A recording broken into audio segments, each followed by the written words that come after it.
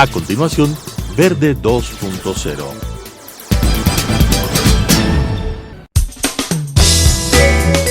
Clasificación A.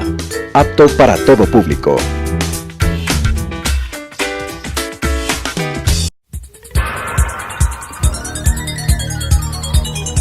Las opiniones vertidas en este espacio por la producción y dirección del programa son de exclusiva responsabilidad de sus autores y de quienes intervienen en ellos.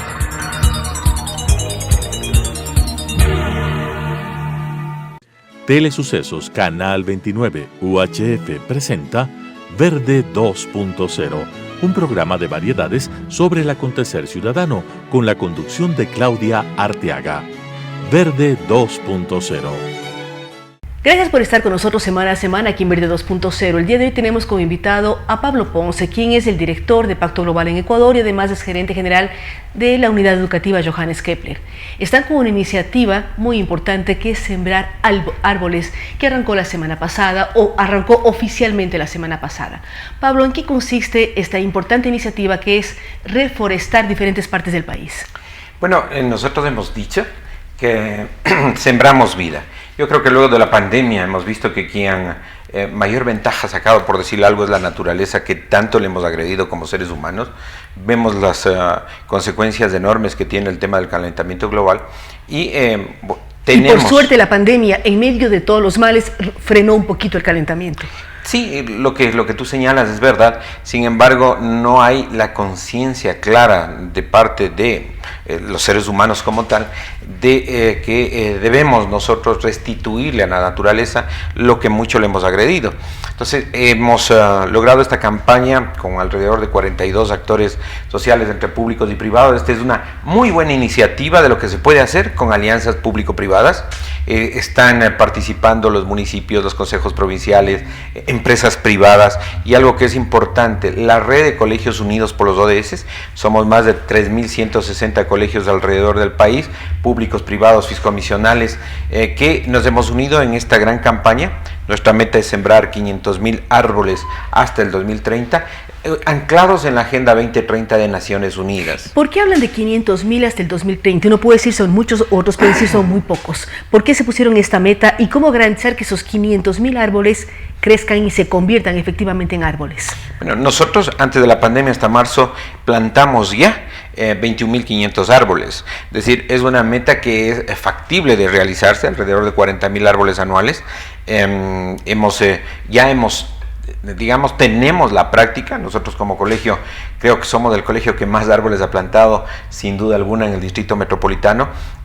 Tenemos 30 años de plantar vida, de sembrar vida, y claro, nos hemos unido ahora a esta gran red de colegios. Y el colegio está además de una zona absolutamente llena de árboles. Exactamente, es la escuela del bosque, literalmente está enclavado en un bosque, en el bosque de Bellavista, y es un buen indicativo de cómo podrían ser, digamos, las unidades educativas pueden influir en sus educandos, en los niños, en los jóvenes, para que definitivamente desde tempranas edades cuiden. El que cuida ama, el que ama protege. Tú no puedes en un momento determinado decir, cuiden la naturaleza y nada más como un enunciado. Debes sembrar un árbol, debes cuidarle al arbolito, porque la idea es que te conviertas en un verdadero padrino del árbol. Durante 2 años tú cuidas de ese arbolito, en la etapa de verano vas a regarle agua literalmente, ¿no es cierto? Cada semana con los chicos que están en este proyecto, en este programa, y luego durante 2 años vamos a tener el tutelaje o el cuidado de estos arbolitos para que suceda lo que tú dices, que no es cuestión solo de plantar, sino de que supervivan los arbolitos. Y que lleguen a una etapa en donde ya no necesitan tanto cuidado y por lo tanto van a convertirse en árboles que nos den sombra. Esto de enseñar a los niños y a los jóvenes, ¿cómo enseñar esta práctica? Porque quien ama al árbol o quien ama la naturaleza ya como práctica de vida, no solamente cuide el árbol o su espacio, sino enseña a sus padres, a sus hermanos y a su entorno. ¿Cómo ir haciendo que esta cadena sea una cadena positiva, muy grata, de ir cuidando naturaleza, ciudad y entorno? Nosotros hemos visto en el colegio Johannes Kepler, 30 años tenemos la misma práctica. Los chiquitos de 2 años siembran y cosechan. Ojo, desde los 2 años, ellos van a sus huertos, ¿no es cierto? Y van sembrando primero las semillitas, saben que tiene todo un proceso de cuidado. No es que te vas al supermercado y coges las frutas o las legumbres y nada más. Ellos saben ese proceso, empiezan a valorar ese proceso y luego, como tú dices, enseñan a los adultos, a los padres, que en un momento determinado, por ejemplo, en el tema de uso de plástico, cero plástico nosotros en el campus. Pobre de ti como madre o padre si es que un papel botas a la calle o un plástico realmente no lo reciclas. Son los mejores agentes de cambio los niños y los jóvenes y tienen una conciencia interesante hoy, en general estoy hablando, ¿no? Ahora, ¿cómo lograr desde el colegio o desde los colegios unidos por los ODS, que son más de 3.000 como lo menciona Pablo, incidir en políticas públicas reales? Conseguir que en Quito se recoja la basura de manera diferenciada, que es un punto importantísimo. Vemos que pasa en Otavalo, pasa en Cuenca, pasa en Loja. En Quito siguen mezclando todo lo que uno diversifica o recicla. Bueno, mira, ya hay más de 280 gestores urbanos que hacen el tema del reciclaje. Hay campañas enormes en las que estamos también inmersos, de grupos tan importantes como Supermax y otros centros comerciales que tienen puntos verdes, y a su vez la idea es que tú clasifiques en fuente como hogar. Como hogar. Los chicos nuestros ya tienen realmente esa clasificación en fuente, les ponemos en contacto con los gestores urbanos, ellos una vez a la semana pasan retirando lo que es plásticos, todo lo que es realmente metales y lo que es en un momento determinado inclusive los orgánicos que sirven para hacer abono, me explico. Entonces, ese proceso cuando tú aprendes, cuando los interiorizas a los chicos, un poco van forzando el cambio de hábito en su hogar, inclusive cosas tan simples como cuando te cepillas los dientes, cerrar el agua, o cuando realmente te bañas, en vez de 10 minutos, tú lo puedes hacer en 5 o 6 minutos. Antes no podía hacerlo, les digo así rapidito, puse una alarma, tuve que poner una alarma porque realmente yo reconozco mi pecado, terrible. No puedo, mientras más tiempo estoy bajo una ducha uno mejor se siente, es complicado. Yo sé que sí, pero estos hábitos realmente ayudan a ahorrar millones de litros de agua al año en una ciudad como esta de 2.700.000 habitantes. Pero es importante empezar estos cambios culturales, como se ha señalado. Ciudades más pequeñas como Loja lo pueden hacer, o Ambato lo pueden hacer, o Ibarra lo pueden hacer. ¿Por qué no nosotros como Quito? Y esta es una gran campaña de sensibilización, de concientización, empezando con los niños, con los jóvenes, con los adultos, y estamos logrando. Este sábado empezó, como bien has dicho tú, en lo que es el Ilaló, en dos comunas del Ilaló. Igualmente empezamos la subsiguiente semana en lo que es Iñaquito, ya aquí cercanamente en todo lo que es el barrio Iñaquito. Literalmente se van a levantar las aceras para poner verde, para poner árboles en un momento determinado. Es interesante, aquí también participa el municipio metropolitano de Quito. Vamos a sembrar en lo que es el Parque Metropolitano del Norte, del Sur, en la misma Carolina. Si tú ves, muchas de las avenidas o de las aceras solo tienen el hueco. Vecinos desaprensivos ya les han quitado, les han cortado. ¿O cómo lograr que exista huertos urbanos? Porque es apuntar no solamente al área pública, sino al área privada también que tenga árboles. ¿Cómo ponerse en contacto, cómo conseguir la planta, cómo conseguir los insumos y aprender a cuidar un árbol? Tú entras a www.siembraton.com. Siembratón. www.siembraton.com o al hashtag Siembratón 2020 y tienes realmente ahí tutoriales de cómo sembrar. Luego, ¿dónde encuentras los árboles? En este momento, en ese hermoso espacio que es el Jardín Botánico de Quito, en el Parque La Carolina. También en el Colegio Johannes Kepler tenemos alrededor de 12.000 arbolitos de especies endémicas, y hago énfasis en aquello, especies endémicas, cepillos, fresnos, tenemos igualmente toctes, tenemos pumamaquis, tenemos capulíes, tenemos guayabas, jacarandás, y bueno, una variedad de especies endémicas, algarrobos que se están perdiendo, y que es importante restituir, no solo que existan eucaliptos y pinos que realmente tienen una incidencia negativa dentro de lo que es el ecosistema, sino estas especies endémicas. Al frente de tu casa, primero, tú puedes sembrar, si tienes un patio, en tu casa. Luego, igualmente al frente de tu casa, en lo que es la vereda o en el espacio público más cercano a tu lugar de residencia o a tu colegio en un momento determinado. Algo que es fundamental señalar, que hacemos todo esto con las medidas de bioseguridad necesarias, con mascarilla, tenemos te medimos la temperatura antes de que entres al espacio. Hay que entender que todos estos espacios son abiertos, si tienes menos riesgo de contaminación. Sin embargo, guardamos estrictas normas de bioseguridad y creemos que realmente esto apoya en lo que es la concientización. Mira, decirte que el día sábado habían más de 16 grupos distintos, los Rotarios, Cruz Roja, EMAP, la Telefónica. Todos se unen por Siembratón. Exactamente, se juntan por Siembratón y es impresionante, como muchos hemos pasado más o menos confinados 8 meses, es impresionante el hecho de que solo te saludes, pero te veas, no importa que estés a 2 metros, como en este caso me ha puesto a 2,50 metros, digo, efectivamente es otra cosa verse, y además, ¿no? es contacto con la naturaleza, el sentirse responsable de algo. Muchísimas gracias y felicitaciones a Pablo Ponce, quien es el director general de Pacto Global aquí en Ecuador y también gerente general del Colegio Johannes Kepler. Felicitamos la iniciativa de Siembratón. Sabemos que si buscamos www.siembratón.com o hashtag Siembratón 2020, ustedes van a saber cómo tener árboles, cómo cuidarlos, cómo mimarlos, porque hay que mimar las plantas, cuidarlas porque realmente nos generan aire puro, posibilitan mejorar la calidad de vida de todos nosotros aquí en la ciudad y en todo el país. Así es que felicitaciones, sumémonos a la campaña de Siembratón. Gracias nuevamente a Pablo Ponce. Vamos a una pausa y regresamos para hablar sobre otra campaña que tiene que ver con unir vidas. Verde 2.0. El día de hoy tenemos como invitadas a 2 jóvenes, Natalie Narváez y Estefanía Rosero. Con ella vamos a hablar sobre un proyecto que presentan en su universidad, la Universidad de San Francisco de Quito, que tiene que ver con unir vidas.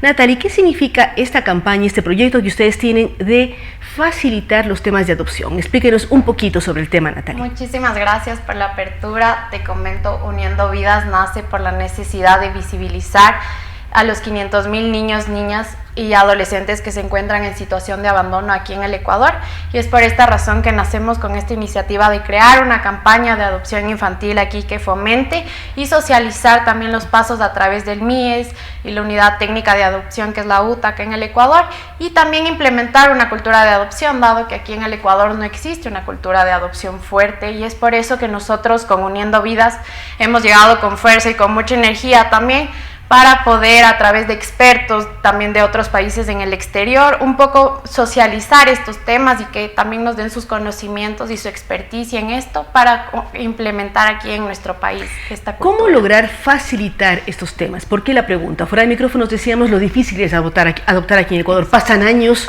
pasan muchísimos meses, se desgasta la pareja o la persona que quiere adoptar y el niño o niña que puede ser beneficiario de tener una familia.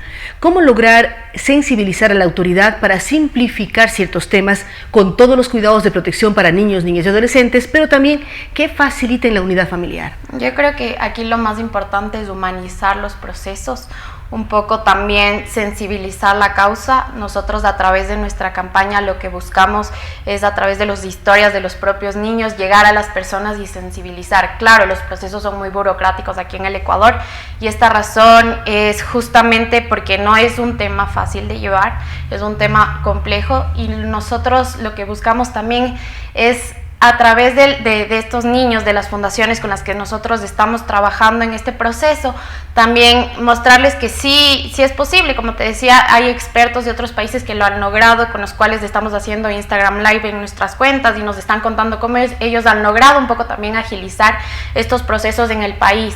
Como te comento, dentro de nuestras charlas con expertos, ellos justo nos comentaban que el proceso depende de cada familia, o sea, no hay un tiempo determinado, y esto es porque se busca que sea la familia idónea para los niños. Y esto quiere decir que se busca que los niños lleguen a tener una familia en donde se sientan cómodos, se sientan bien, más no para los padres, sino siempre por el bienestar de los niños, porque la adopción es un derecho de familia para los niños. ¿Cómo lograr, porque hay diferentes edades? Me imagino que es mucho más fácil dar en adopción o conseguir, o una familia quiere adoptar un niñito recién nacido de meses o hasta, no sé, 2, 3 años, por el nivel de adaptación. ¿Cómo lograr que las familias también adopten a niños de más edad o incluso adolescentes? Claro que sí. Cuando las personas están en este camino de la adopción siempre tienen claro como esquema de yo quiero adoptar bebés. Y justo el doctor Ismael Piedra, que es uno de nuestros expertos, nos decía, los padres al momento de adoptar tienen que tener el corazón bien abierto porque no siempre se van a adoptar bebés, ¿no? Y en este proceso sí es un poco complejo, pero encima de todo esto está el bienestar infantil y el bienestar de los niños. Como él nos comentaba, los niños a partir de los 3 años, y esto es que se pudo visibilizar en varias partes, ya las personas ya no quieren niños de 3 años. O sea, eso quiere decir que un niño ya sabe que va a cumplir 3 años y lastimosamente ya no va a ser muy complejo lograr tener una familia, y es una realidad cruda y muy dolorosa, y lastimosamente saber que ya va a cumplir 3 años y que ya nadie lo va a aceptar dentro de un hogar porque ya no es tan chiquito. Y claro, nosotros a través de nuestra campaña buscamos romper estos paradigmas de la adopción, porque lo que quiere decir es que no porque ya sea grande también va a venir con todos estos rasgos atrás, porque las personas piensan que al ser bebés o ser niños pequeños es mucho más fácil lograr adaptarles a la nueva familia. Pero en realidad yo creo que, como dijo Ismael Piedra, las personas que se encuentren en el camino de la adopción deben tener el corazón bien abierto para poder recibir a los niños, que ese sería el bienestar sobre todo antes. Esto de tener el corazón abierto, pero también es importante conocer a los niños, a las niñas que uno va después a tenerlos Claro. en su casa, va a ser su hijo o hija. ¿Cómo logran este nivel de acercamiento con los posibles niños que van a ser parte de esas familias? Ustedes están haciendo una serie de estudios, hablan de la campaña digital, hablan de el ver la posibilidad de unir vidas, porque es definitivo, el eslogan es buenísimo, se unen vidas, se atan vidas. ¿Cómo es el tema de acercamiento a niños, niñas o adolescentes cuando además son un poquito mayores? Claro, cuando son un poco mayores también es un poco complejo esta situación. Sin embargo, no es imposible llegar a ellos, y como te comentaba, nosotros a través de cuentos, nosotros a través de nuestras redes sociales contamos su realidad. Hemos podido recopilar sus historias, porque son niños que también tienen derecho a estar en un estado de familia, y es por esta razón que nosotros también buscamos implementar con psicólogos y expertos de que los niños también pueden acoplarse, y los niños adolescentes a través de un proceso de psicoeducación y junto con las familias, los adoptantes, este vínculo paterno-filial se lo puede llegar a concluir. Todo en beneficios principalmente y sobre todo de los niños, porque esto es un derecho para ellos. Ustedes están trabajando con varias fundaciones. ¿Nos puedes contar algo o es mejor que nos cuente Estefanía quién está a cargo de la relación con las diferentes fundaciones que ayudan en esto? ¿Y cómo visibilizar los temas? Ustedes hablan de campañas de comunicación digitales. ¿Cuáles son las cuentas en las cuales uno puede seguir estos temas? Claro que sí. Nosotros nos encontramos en Instagram como @uniendovidasdc, y también nos encontramos en Facebook como Uniendo Vidas. Nosotros a través de nuestra estrategia digital, y también hemos armado una estrategia en redes sociales y relaciones públicas, nosotros buscamos sensibilizar esta causa con charlas con expertos lives, también comentar cómo son los pasos de adopción a través de la UTA, cómo nace la adopción en tiempos remotos, también cuáles son las principales causas de que los niños se encuentren abandonados aquí en el Ecuador. Te comento las 3 principales causas que se ha podido estudiar y visibilizar en este último tiempo de los niños que se encuentran, la mayoría de los niños que se encuentran en situación de abandono, se da por la pobreza extrema, la violencia intrafamiliar y las adicciones. Son las 3 principales causas por las cuales desencadenan el abandono de menores aquí. Ahora, ustedes tienen la campaña del 16 de octubre al 15 de diciembre, es decir, son 2 meses. La pregunta que queremos hacer es después, ¿qué? ¿Cómo dar seguimiento? ¿Cómo dar continuidad? Porque de pronto quedan procesos o personas a medias, y eso sería muy grave cuando uno habla de unir vidas. Claro que sí, sabes que justo estábamos hablando de este tema con Janedy Nostroza, y ella nos decía que al momento de que lleguemos a tocar esa herida, porque es una herida, no la podemos dejar abierta. Esto tenemos que continuar porque ya llegamos muy al fondo de la causa, y hemos tenido bastante iniciativa e inspiración por la acogida que hemos tenido por parte de personas que se han unido a nuestra campaña, y esto también nos ha motivado para nosotras también poder continuar y no dejarla simplemente en 2 meses se acabó y ya, sino para seguir inspirando y llegando a más familias. Hemos tenido contactos de familias que nos han escrito, sabes que no sé por dónde puedo adoptar, nos puedes decir algún lugar en donde. Entonces estas pequeñas cositas son las que a nosotros nos dicen, sí, estamos yendo por buen camino, sí hemos logrado llegar y claro, o sea, motivarnos porque es una de las primeras campañas de adopción aquí en el país. No existe tanto una campaña de adopción infantil, entonces es ahí donde nosotros vimos la necesidad de también socializar esto y claro, motivarnos porque estamos viendo cambios. Muchísimas gracias. Gracias a Natalie Narváez. Ella es muy clara al hablar de estos temas y es sensibilizar, unir vidas. Analizar el tema de adopción es un tema que nos involucra de una u otra manera a todos como sociedad. Vamos ahora a continuar la entrevista con Stephanie Rosero, que es otra de las impulsadoras de esta campaña. Muchas gracias, Claudia, por la apertura el día de hoy. Te quiero contar que nosotras estamos trabajando con 2 fundaciones principalmente. La una es el Pastoral Social Caritas de Ecuador, que tiene, me parece que 26 sedes alrededor de todo el Ecuador, y también con Hogar para sus Niños. Estamos haciendo el enlace todavía. Esta es una fundación aquí en Quito que alberga 30 niños, alrededor de 30 niños en situación de abandono.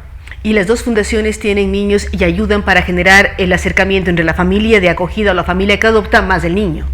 Realmente el Pastoral Social Caritas de Ecuador no se enfoca solamente en niños, es un albergue para todo tipo de gente, pero Hogar para sus Niños sí es solamente una casa de acogida para niños, y a través del MIES ayuda a estos procesos de adopción. Ellos tienen a los niños y cuando el MIES ya decide que una familia puede quedarse con el niño, lo entrega.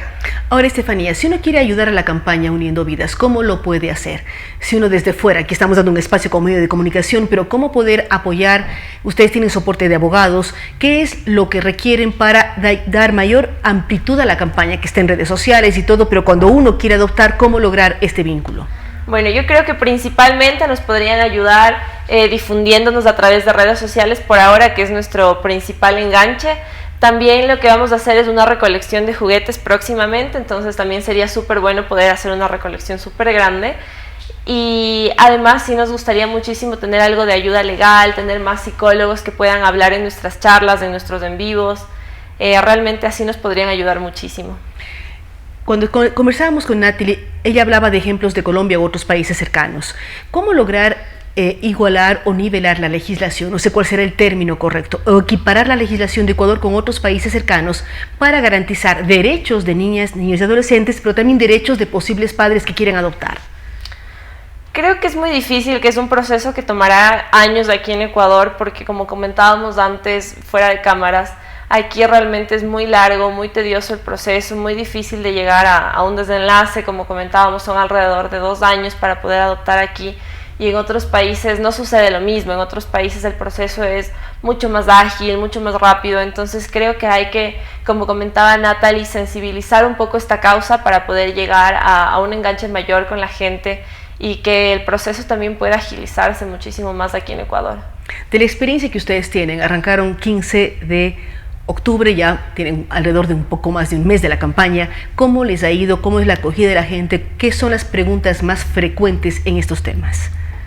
La pregunta más frecuente es cómo se puede adoptar aquí en Ecuador, cuánto dura el proceso. Hemos tenido una acogida súper bonita, la gente se ha interesado muchísimo, se ha sensibilizado muchísimo. Realmente nos ha dado un poco de pena que por parte del gobierno no hemos tenido ninguna respuesta. A través del MIES hemos buscado que alguna persona pueda explicar estos procesos por medio de nuestras redes sociales y no hemos conseguido una respuesta, la verdad.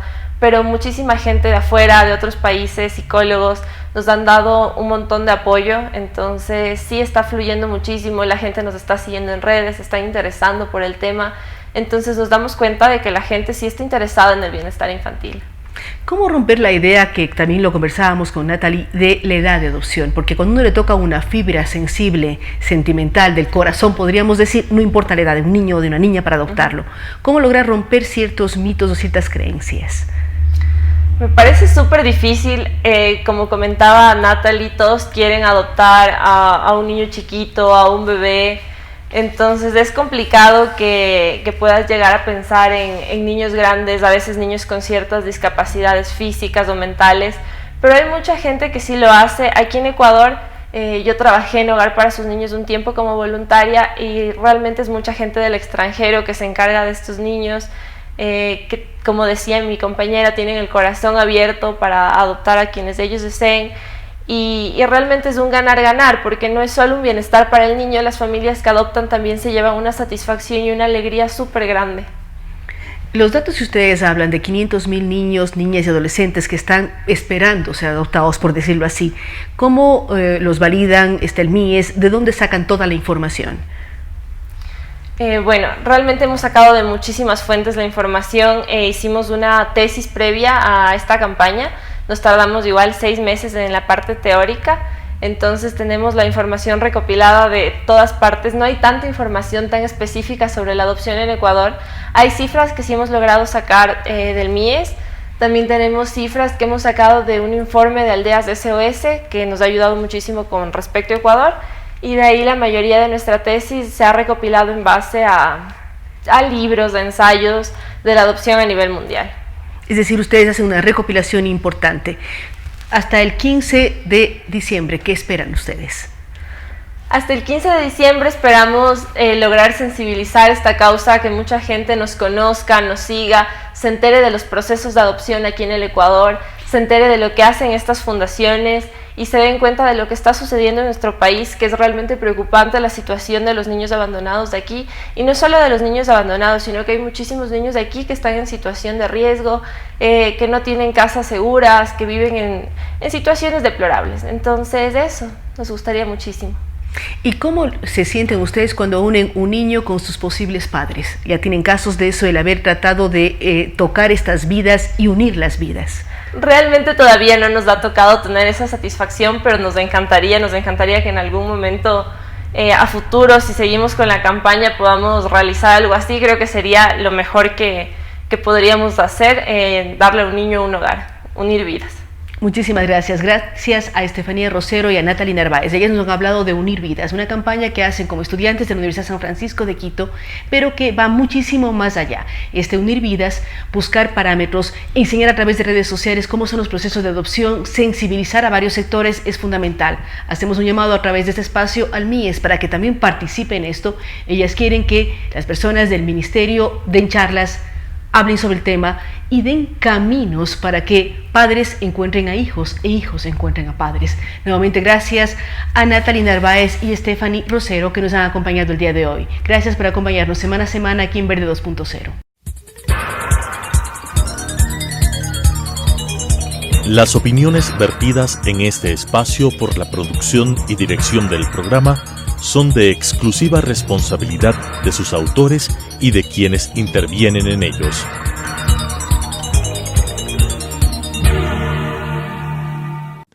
Telesucesos Canal 29 UHF presentó Verde 2.0, un programa de variedades sobre el acontecer ciudadano con la conducción de Claudia Arteaga.